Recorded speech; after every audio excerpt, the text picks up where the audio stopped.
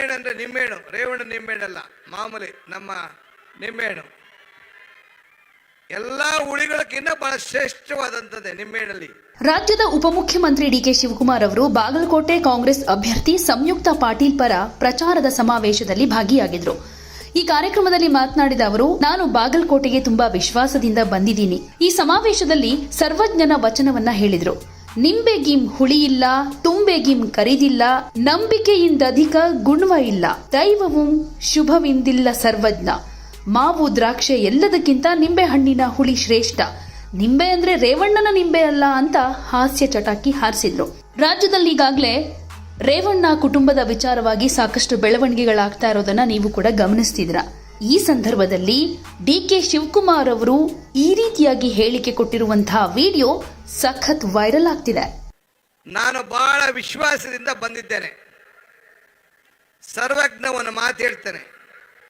ನಿಂಬೆಗಿಂ ಹುಳಿ ಇಲ್ಲ, ದುಂಬಿಗಿಂ ಕರಿ ಇಲ್ಲ, ಶಂಭುಕಿನ್ನ ಅಧಿಕ ದೇವನೇ ಇಲ್ಲ ಅಂತ ಹೇಳ್ತಾನೆ.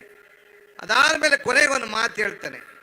ಏನು ಹೇಳ್ತಾರೆ? ನಿಂಬೆಹಣ್ಣು ಅಂದರೆ ನಿಂಬೆಹಣ್ಣು, ರೇವಣ್ಣ ನಿಂಬೆಹಣ್ಣಲ್ಲ, ಮಾಮೂಲಿ ನಮ್ಮ ನಿಂಬೆಹಣ್ಣು. ಎಲ್ಲ ಹುಳಿಗಳಕ್ಕಿಂತ ಬಹಳ ಶ್ರೇಷ್ಠವಾದಂಥದ್ದೇ ನಿಂಬೆಹಣ್ಣಲ್ಲಿ. ಈ ದುಂಬೆ ಇದರಲ್ಲಿ, ದ್ರಾಕ್ಷಿಯಲ್ಲಿ, ಹುಣಸೆಹಣ್ಣಲ್ಲಿ, ಮಾವಿನ ಹಣ್ಣಲ್ಲಿ ಎಲ್ಲ ಹುಳಿ ಇರ್ತದಲ್ಲ, ಈ ನಿಂಬೆಹಣ್ಣು ಬಹಳ ಶ್ರೇಷ್ಠವಾದದ್ದು ಹುಳಿ ನಿಂಬೆಹಣ್ಣಲ್ಲಿ ಇರ್ತಂತೆ. ದುಂಬಿಗಿನ್ ಕರಿ ಇಲ್ಲ ಅಂದ್ರೆ ಈ ಕಪ್ಪು, ಈ ಕೂದಲಲ್ಲಿದೆ, ಮೈಕಲ್ಲಿದೆ, ಬಟ್ಟೆಲಿದೆ, ಎಲ್ಲ ಕಪ್ಪು. ಹಳ್ಳಿಲಿ ಓಡಾಡೋಂಥ ದುಂಬಿ ಗ್ಲಾಸ್ ಹೊಡೆದಂಗೆ ಹೊಡಿತಾ ಇರ್ತದಂತೆ, ಅಷ್ಟು ಶ್ರೇಷ್ಠ ಆ ಕಪ್ನಲ್ಲಿ. ಶಂಭುಕಿನ್ನ ಅಧಿಕ ದೇವನಿಲ್ಲ ಅಂದ್ರೆ, ಶಂಭು ಅಂದ್ರೆ ಈಶ್ವರ, ಪರಮೇಶ್ವರ. ಹಿಂದೂ ಧರ್ಮದಲ್ಲಿ ಎಲ್ಲಾ ದೇವ್ರಕ್ಕಿಂತ ದೊಡ್ಡ ದೇವರು ಶಂಭು, ಈಶ್ವರ ಅಂತ ಕರೀತಾರೆ. ಕೊನೆಗೊಂದು ಮಾತು ಹೇಳ್ತಾನೆ ಸರ್ವಜ್ಞ, ನಿಂಬೆಗಿಂ ಹುಳಿ ಇಲ್ಲ, ದುಂಬಿಗಿಂ ಕರಿ ಇಲ್ಲ, ಶಂಭುಕಿನ್ನ ಅಧಿಕ ದೇವನಿಲ್ಲ, ನಂಬಿಕೆಗಿನ್ನ ದೊಡ್ಡ ಗುಣ ಇಲ್ಲ ಅಂತ ಹೇಳ್ತಾರೆ. ಹಂಗೆ ನಾನು, ಸಿದ್ದರಾಮಯ್ಯನವರು ಮತ್ತು ನಮ್ಮ ಎಲ್ಲ ನಾಯಕರುಗಳು ನಿಮ್ಮ ಮೇಲೆ ಅಪಾರವಾದಂತ ನಂಬಿಕೆ ಇಟ್ಟು 20 ವರ್ಷದಿಂದ ಒಬ್ಬ MP ಬಾಯಿ ತೆಗಿಲಿಲ್ಲ.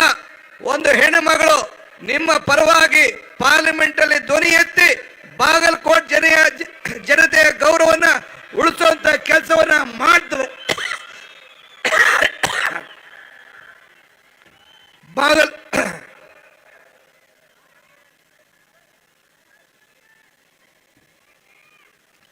ಬಾಗಲಕೋಟೆ ಜನತೆಯ ಧ್ವನಿಯನ್ನ ನಿಮ್ಮ ಪರವಾಗಿ ಎತ್ತಿ ಹೋರಾಟವನ್ನು ಮಾಡಿ ಕರ್ನಾಟಕ ರಾಜ್ಯಕ್ಕೆ ಒಂದು ಗೌರವನ್ನ ತರುವಂತ ಹೆಣ್ಣುಮಗಳು, ವಿದ್ಯಾವಂತಿದ್ದಾಳೆ, ಬುದ್ಧಿವಂತಿದ್ದಾಳೆ, ಪ್ರಜ್ಞಾವಂತಿದ್ದಾಳೆ.